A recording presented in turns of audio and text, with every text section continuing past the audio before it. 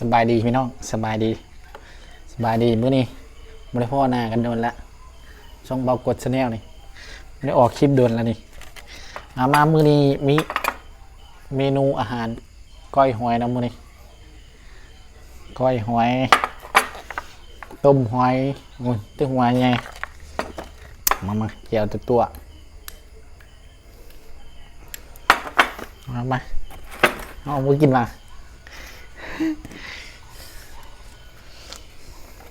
กินเบียร์พักพูดนะ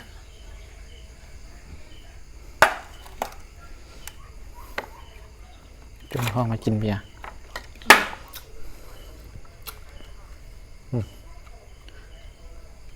หอยนวดเป็นไงวะเนี่ยตรงนั้นอันนี้คือเอากัน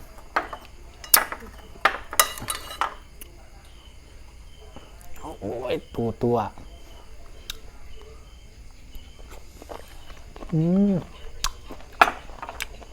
กินลายระวังเทอีกหอยไปเก็บเมื่อวานเนี่ยมันไปเก็บมันไม่เล็ก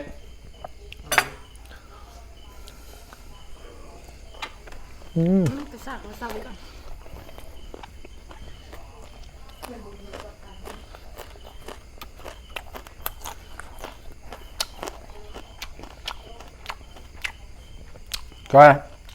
ก็ไม่ใช่หุ้มนี่จ้ะ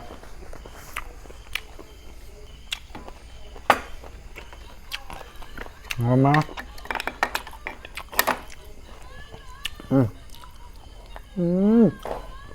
หอยย้ำปุ่น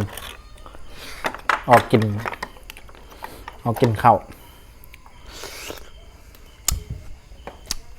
หัวมึงไง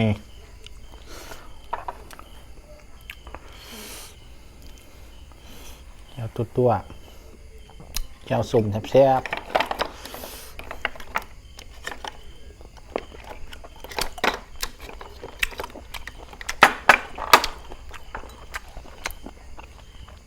สุดเลยของธรรมชาติ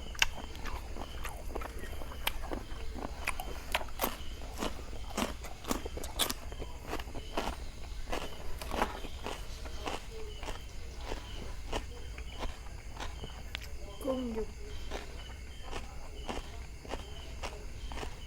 ทั้งอย่างทั้งทายทั้งหมดเลย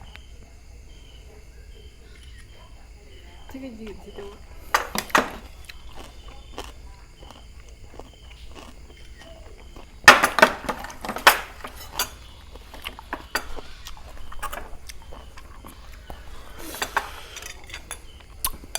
ก้อยหอยเมนูหอยมือนี่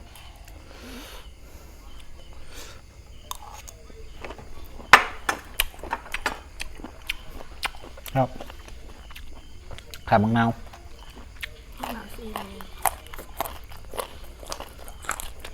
เราใส่ครับ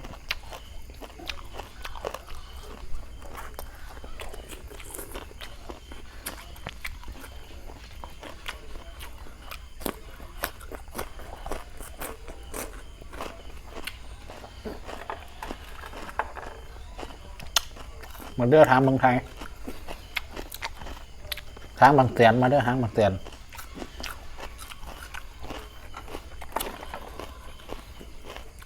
ทางทะเลกินหอยธรรมชาติเนี่ยครับ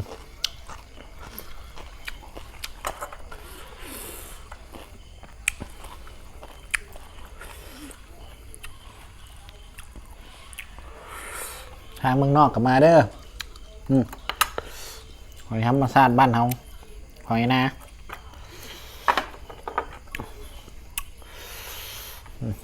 แก้วตัว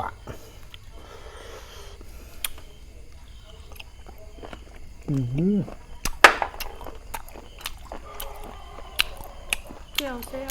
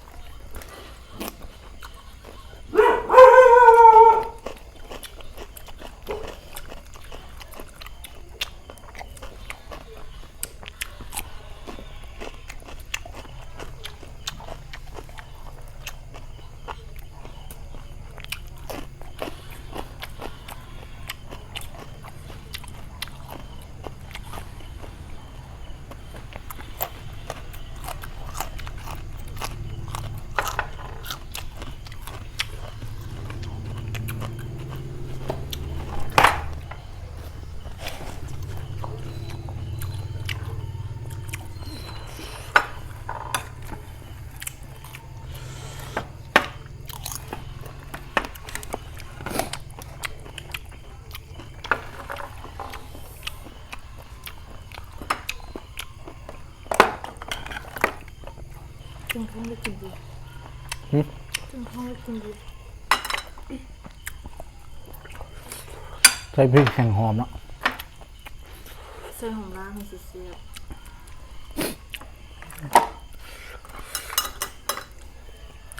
หอมปีได้บ่ เอามาเสียบอันหนึงใช่มาโซ่ได้ไหมกิน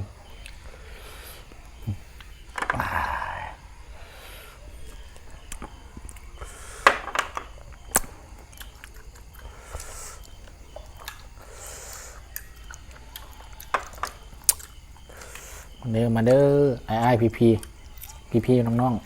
ๆอยู่ใกล้อยู่ไก่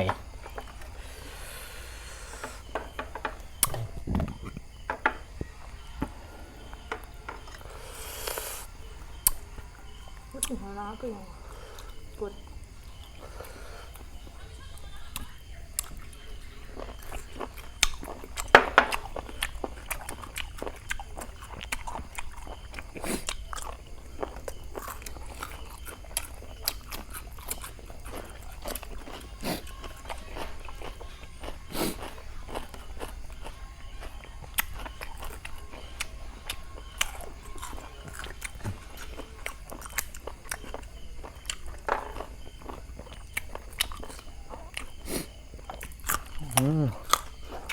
เงื่อลา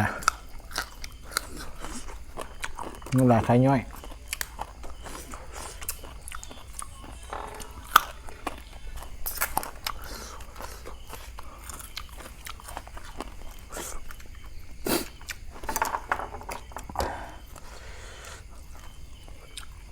มีนุ่งเครื่องข้าว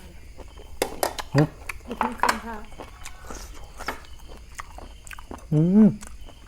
เผือกเปียก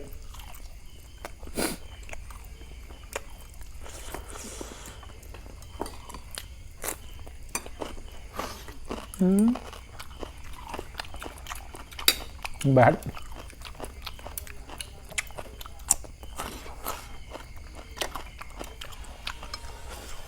อีกคำหนึง แซ่บครับมันแซ่บ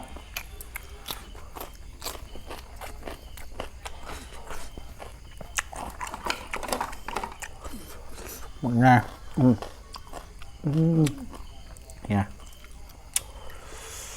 อ๋อ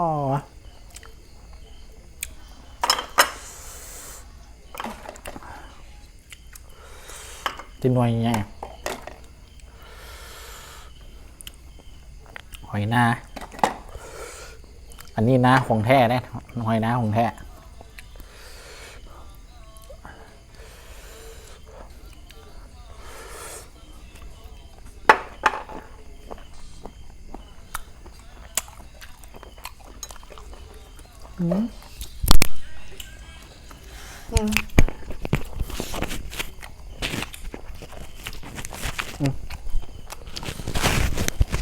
ไม่เฮียกินเผ็ดแล้วเป็นแนวออกเลย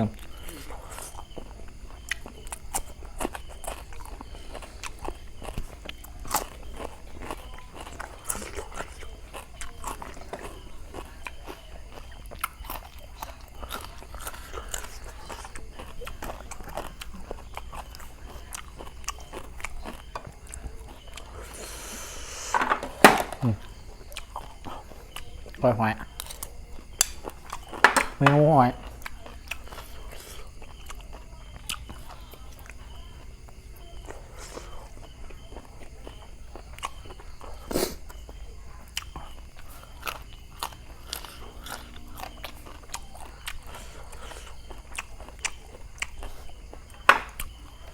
ใช้พริกแห้งเผ็ด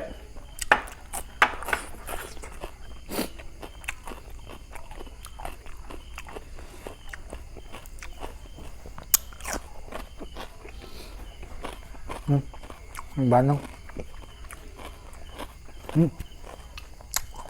มา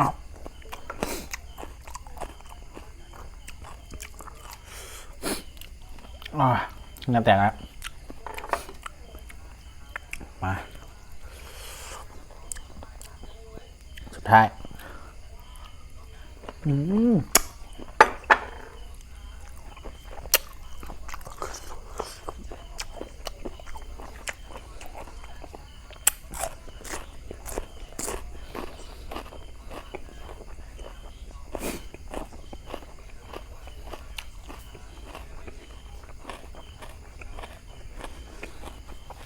อืม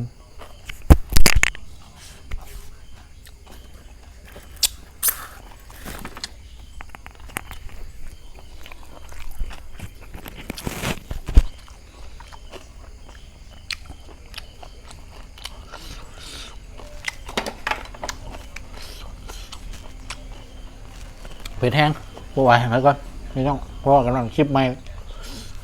ฝากกดติดตามกดไลค์กดแชร์เด้อพี่น้องงานรับใจในคลิปต่อไปครับวันนี้สบายดี